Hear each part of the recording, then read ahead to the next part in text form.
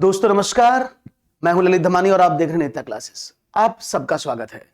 आपको बता दें, एक और बड़ी भर्ती का अनाउंसमेंट सीनियर टीचर के लिए हो चुका है, जिसका डिस्कशन मैं ऑलरेडी थंबनेल में कर चुका हूं। अब दोस्तों इसमें बहुत बड़ा नोटिफिकेशन है, लेकिन हम सिर्फ काम की चीजों को जानेंगे कि काम की चीजें कौन कौन सी हैं जो हमें अप्लाई करनी है। जैसे कौन कौन अप्लाई कर सकता है, क्या अदर स्टेट वाले अप्लाई कर सकते हैं, किस वैकेंसी में कितनी पोजीशंस होंगी, या कितनी पदों पर भर्ती है, और कितने विषयों में भर्ती को रखा गया और किन विषयों में क्या कॉम्बिनेशन होगा, क्या फीस होगी, एग्जाम डेट क्या होगी, परीक्षा पैटर्न क्या होगा। ये बहुत मेन क्वेश्चंस हैं जो आपको पता होने चाहिए और उन्हीं पर आज हम बात करेंगे। तो राजस्थान की तरफ से, राजस्थान लोक सेवा आयोग की तरफ से नोटिफिकेशन जारी हो चुका है, advertisement number 142324 for senior teacher Sanskrit education department.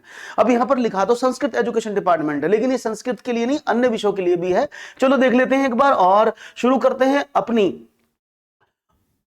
सिलसिला आयोग के द्वारा दी गई इसकी नोटिफिकेशन को लेकर के। देखिए दोस्तों, अगर मैं आपसे यहां बात करता हूं तो यहां पर इस राजस्थान लोक सेवा आयोग की तरफ से एक विज्ञापन 31 तारीख की रात जारी किया गया है, जिसके अंदर आप क्या है, आयोग द्वारा संस्कृत शिक्षा विभाग के लिए गैर अनुसूचित क्षेत्र हेतु राजस्थान संस्कृत शिक्षा राज्य एवं अधीनस्थ विद्यालय शाखा सेवा नियम 2015 एवं अनुसूचित क्षेत्र हेतु राजस्थान अनुसूचित क्षेत्र अधीनस्थ लिपिकीय वर्ग और चतुर्श्रेणी वर्ग की अंतर्गत वरिष्ठ शिक्षक सीनियर टीचर के लिए कुल 347 पदों पर भर्ती का ऑनलाइन आवेदन मांगे गए हैं। अभी जो ऑनलाइन आवेदन मांगे गए हैं इसमें ज्यादा लंबा नहीं, सीधा देखेंगे तो अगर हम यहां पर आप सब देखें और बताएं तो यहां पर अलग अलग पदों पर वो जो बाइफरकेशन है वो दिया हुआ है, लेकिन हम सिर्फ यहां आपसे बात करेंगे क्योंकि ये चीजें आपको जानना ज्यादा जरूरी होगा।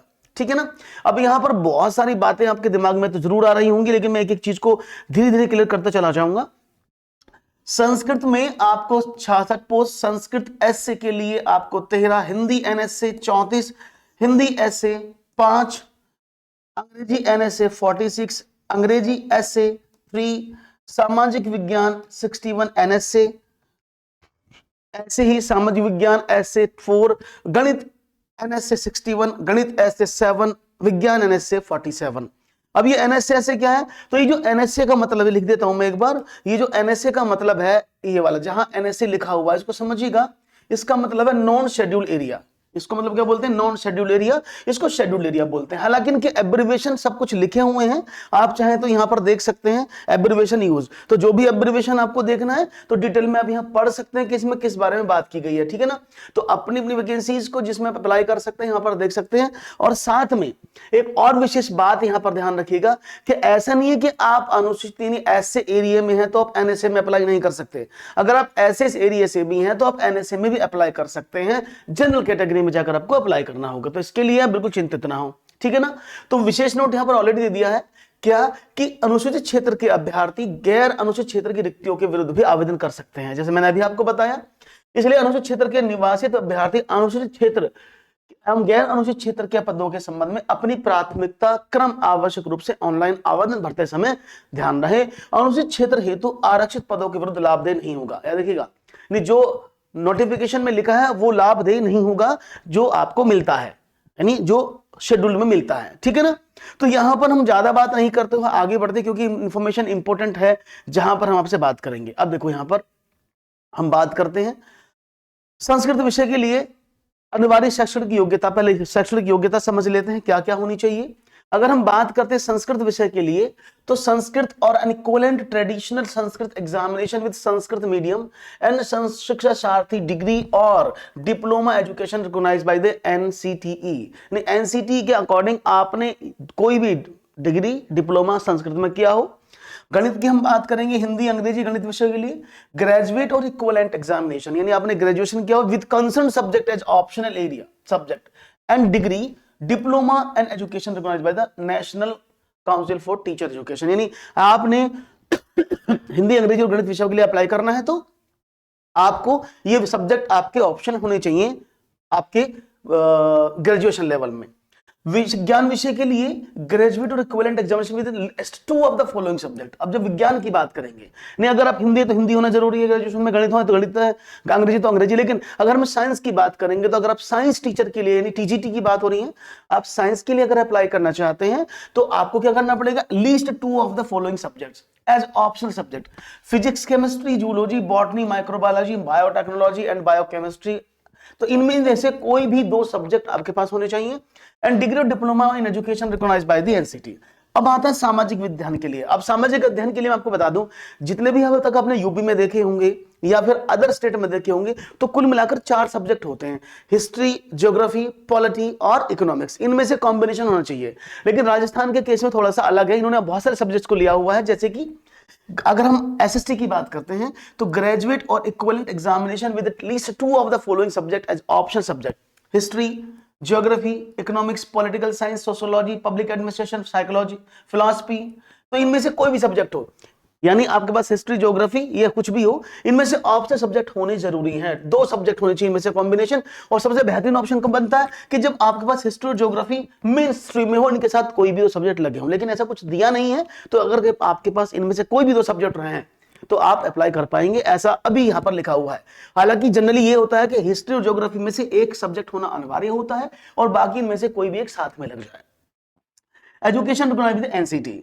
Working knowledge of Hindi written and Devanagari script, knowledge of Rajasthan culture. तो आपको देवनागरी स्क्रिप्ट एंड हिंदी की नॉलेज होनी चाहिए।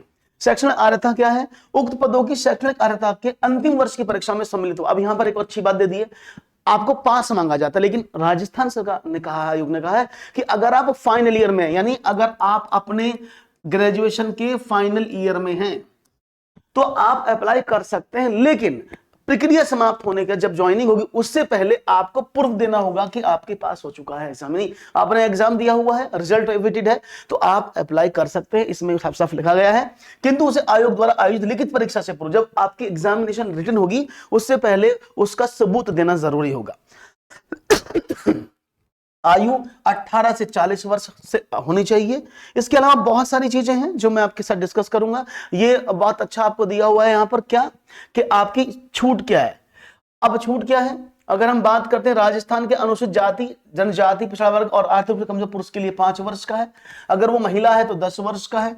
अगर हम बात करते हैं सामान्य अनारक्षित महिला है तो 5 वर्ष का है। और अगर कोई विडो है, यानी कोई विधवा है या अविच्छिन्न विवाह या तलाकशुदा है, उनके लिए कोई सीमा नहीं, वो अप्लाई कर सकती हैं। तो काफी कुछ मिला है। बस आप कहें इससे क्या होगा, इससे बहुत, अभी देखो ये सारे, मैं सारे नहीं पढ़ूंगा आपको। अगर आपको कोई क्वेश्चन पूछना तो मैं इसको अगर आपको इसके रिलेटेड के भी हमें छूट कितनी मिलेगी, लेकिन ये आपको बता दें ये सिर्फ राजस्थान के लोगों के लिए है। तो अगर हम बात करेंगे अभी, हाँ राजस्थान के लोगों के लिए आरक्षण है। आपके दिमाग में ये भी आ रहा होगा सर हम तो यूपी के, हम तो बिहार के, हम तो पंजाब हरियाणा के, तो आप किसी भी राज्य के हो, बस आप भारत के निवासी होने चाहिए, आप अप्लाई कर पाएंगे। जी बिल्कुल सही सुना आपने। तो ये जो नोटिफिकेशन है ये एंटायर इंडिया के लिए है। आप किसी भी राज्य के हो कोई प्रॉब्लम नहीं है, आप यहां पर भरेंगे, लेकिन जनरल में आपको फॉर्म भरना होगा। तो ये जो मैंने छूट वाला बताया है ऑप्शन, आप इसको डिटेल में बाद में पढ़ लीजिएगा, क्योंकि वीडियो का छोटा होना बहुत जरूरी है। मैं इसका लिंक डिस्क्रिप्शन में दे दूंगा। बात करते हैं उपयुक्त वर्णित आयु सीमा के छूट बिंदु 1 से 12 प्रावधान, ये तो वही आ गया है। अब चयन प्रक्रिया की हम बात करते हैं, तो चयन प्रक्रिया क्या है, तो आयोग द्वारा लिखित परीक्षा कराई जाएगी। इस बात को समझ गए होंगे शायद आप सभी लोग, नहीं तो मैं फिर बता देता हूं। और पैटर्न क्या होगा वो भी डिस्कस करेंगे। तो यहां होगा आयोग के द्वारा कराई जाएगी लिखित परीक्षा। आवश्यक पड़ने पर आयोग द्वारा उत्तर पत्रक मूल्यांकन में स्केलिंग, मॉडरेशन, नॉर्मलाइजेशन, सामान्यकरण बनाया जा सकता है। अभी तो यानी अगर हमें जरूरत पड़ती है तो ये सब चीजें लगाई जाएंगी और आपको मेरिट पे लिया जाएगा। परीक्षा स्थान तिथि आपको बाद में बताई जाएगी। प्रतियोगी परीक्षा संबंधित नियम 21 के अनुसार आयोजित की जाएगी। उक्त नियम में लिखित परीक्षा योजना हेतु परीक्षा वस्तुनिष्ठ रूप में ली जाएगी, नहीं पेपर कैसा होगा, ऑप्शनल होगा। दिनांक 6/2024 से दिनांक 6/3/2000 तक रात 12 बजे तक आप अप्लाई कर पाएंगे। 6 जनवरी से यानी 6 फरवरी से आपके फॉर्म अप्लाई हो जाएंगे, शुरू हो जाएंगे। 6 फरवरी से होंगे आवेदन और 6 मार्च तक, 1 महीने तक आपके आवेदन चलेंगे, आप भर सकते हैं। ऑनलाइन पत्र भरते समय आयोग की वेबसाइट है rpsc.rajasthan.gov.in पर उपलब्ध ऑनलाइन आवेदन पत्र भरने के संबंध में दिए निर्देश दिए गए हैं। आपने ओटीआर को पहले भी भरा होगा, तो इसको तो आप आराम से भर लेंगे, वेबसाइट पर जाएंगे तो उसको तो मुझे लगता नहीं कि इसमें भरने में कोई प्रॉब्लम आपको आएगी, ठीक है ना। अब हम बात करते हैं आगे, थोड़ा सा, और यहां पर आते हैं इंपॉर्टेंट पॉइंट्स पर। Scheme and syllabus of competitive examination for the post of senior teacher. अब ये एग्जाम में क्या होगा, ध्यान समझिए। क्वेश्चन में है, स्कीम में क्या है, टोटल मिलाकर 2 पेपर आपके होंगे, पेपर 1 पेपर 2। पेपर 1 200 नंबर का होगा, पेपर 2 300 नंबर का होगा, ठीक है ना। अब देखेंगे कैसे, ये तो कॉमन पेपर है, कॉमन पेपर सबके लिए। इसमें क्या होगा, question paper will carry of 200 marks, duration 2 hours. Question paper will carry 100 question of multiple choice. Paper shall includes following subjects, यानी आपको क्या होगा, geographical, historical, cultural and general knowledge of Rajasthan. Rajasthan के बारे में 80 नंबर से पूछा जाएगा। करंट अफेयर में 20 marks, general knowledge of world of India, India की नॉलेज 60 नंबर, और एजुकेशनल साइकोलॉजी 40 नंबर। तो यहां पर यानी इसको आप कहते हैं ना कि सीडीपी जिसको आप बोलते हैं, या इसको बोलते हैं टीचिंग एप्टीट्यूड के 40 क्वेश्चन होंगे, 200 नंबर का पेपर होगा। For the post of senior Sanskrit की अगर हम बात करते हैं, तो संस्कृत में अगर हम बात करें तो knowledge of Praveshika and Varishtha Upadhyay, standard about the relevant subject matter. Knowledge of Shastri, standard about the relevant subject matter 40 number. Teaching method relevant subject 40 marks. कुल मिलाकर 300 नंबर का ये होगा। अगर हम बात करते हैं अदर सब्जेक्ट की, मैंने जैसे हमने कहा ना भाई संस्कृत के अलावा हमारे सब्जेक्ट और भी तो हैं, उनमें भी वही सीन है, उसको देख लेते हैं। जैसे अगर हम बात करते हैं एसएसटी, साइंस, मैथमेटिक्स, हिंदी, इनके बारे में बात करें तो देखिए duration of the question paper will be 2 hours रहेगी, और knowledge of secondary and senior secondary standard about the relevant subject. अगर आपके पास मैथ्स का आप भर रहे हैं तो आपके पास इंटर तक के मैथ्स की पूरी नॉलेज होनी चाहिए। आप साइंस का भर रहे हैं तो साइंस में आपके 12th तक की जो सब्जेक्ट्स बुक है वो आपको पता होनी है, स्पेशली एनसीईआरटी और राजस्थान की बुक्स को एससीईआरटी को फॉलो कर सकते हैं। Knowledge of the graduate standard level, आपके पास देखो इंटर तक की बुक्स है 180 नंबर का, और जो ग्रेजुएशन की बुक्स हैं, यानी आपने बीएससी की होगी, अगर आप साइंस में बीए किया होगा मैथ से, तो उन बुक से भी 80 मार्क्स का आपसे पूछा जाएगा। और teaching method relevant subject 40 number के होंगे, तो 300 नंबर का पेपर होगा, ठीक है। 2 पेपर होंगे। The detail syllabus and scope of the paper examination will be prescribed by the commission from the time to time will be intimated and the candidate written the stipulated time in the manner to commission deems fit. तो ये आपको detail syllabus में क्या क्या आएगा वो भी पूछा जाएगा। तो यहां पर उत्तर पत्रक, नहीं तो आपको पता है कि निर्देश कैसे भरना है, क्या भरना है, तो मैंने आपको पूरा बता दिया है। तो इसमें तो कोई ज्यादा जानकारी नहीं, तो आपके सारे डाउट शायद क्लियर हो गए होंगे जो मैंने आपसे बात की होगी। तो इसमें अगर कोई भी डाउट आपको लगता है तो यू कैन आस्क, क्योंकि यहां पर और तो ज्यादा नहीं बताऊंगा क्योंकि बहुत लंबा नोटिफिकेशन है, तो इसको आप खुद पढ़ लीजिएगा, मैं लिंक डिस्क्रिप्शन में दे दूंगा। अगर आपको अच्छा लगा है तो आप जरूर अप्लाई करें और आगे बढ़े। Thank you very much for the liking and subscribing. ऐसी अपडेट के लिए आप जुड़े रहिए और आपको हम लगातार मिलते रहेंगे और बताते रहेंगे। Thank you very much for joining the session. Thank you very much.